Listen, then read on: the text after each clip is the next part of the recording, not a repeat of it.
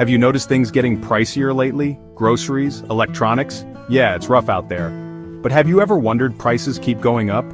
Well, buckle up because we're about to dive into the wild world of tariffs. They might sound boring, but trust us, these little things can have a big impact on your wallet. Think of it like this: everything you buy has a journey. Some things are made right here in the United States of America, but others come from overseas. And sometimes those journeys involve some extra fees along the way. Enter tariffs. They're basically taxes on imported goods.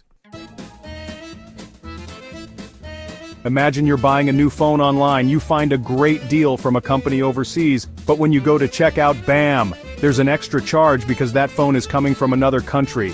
That, my friends, is a tariff in action. Governments use tariffs for different reasons. Sometimes it's to protect their own industries. Think of it like giving a little boost to American-made products by making foreign competitors more expensive. Other times it's about trying to balance out trade deals or punish countries for unfair practices. The United States has its reasons for using tariffs. One big one is protecting American jobs. The thinking is, if we make imported goods more expensive, people will buy American instead, keeping factories humming and workers employed. Then there's the issue of trade deficits. That's when a country imports more than it exports, like the United States often does. Tariffs can help shrink that gap by making imports pricier. And sometimes, tariffs are used to address unfair trade practices, like when other countries subsidize their industries or steal intellectual property. Section 4. The price we pay: tariffs and your wallet. Okay, so tariffs might sound like a good idea on paper, but here's the catch. They usually mean higher prices for you and me. Remember that phone example? That extra tariff cost? Yeah, that usually gets passed down to the consumer. And it's not just about the immediate price hike. Tariffs can create a ripple effect throughout the economy.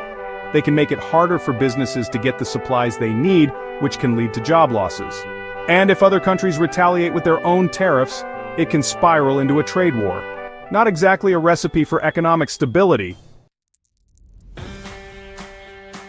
Section 5. Trade wars, the U.S. versus China. Speaking of trade wars, remember the U.S. China trade war a few years back? Yeah, that was a prime example of tariffs in action. The U.S. slapped tariffs on billions of dollars worth of Chinese goods, and China retaliated with tariffs of their own. The result? Prices went up on everything from washing machines to soybeans. Farmers were hit hard, businesses struggled, and consumers felt the pinch in their wallets. It was a messy and costly battle, and it's a good example of how tariffs can have unintended consequences. Section 6. The Great Tariff Debate: good or bad? So, are tariffs good or bad? Well, it's complicated. Supporters argue that they protect American jobs, level the playing field, and give the U.S. leverage in trade negotiations. Opponents say they raise prices, hurt consumers, and damage the economy in the long run. The truth is, tariffs are a tool. Like any tool, they can be used for good or ill. It all depends on how they're used and what the ultimate goals are. But one thing's for sure: when it comes to tariffs, there are no easy answers. So the next time you see prices going up, remember that tariffs might just be part of the equation. And that's the story of tariffs. Please like and subscribe.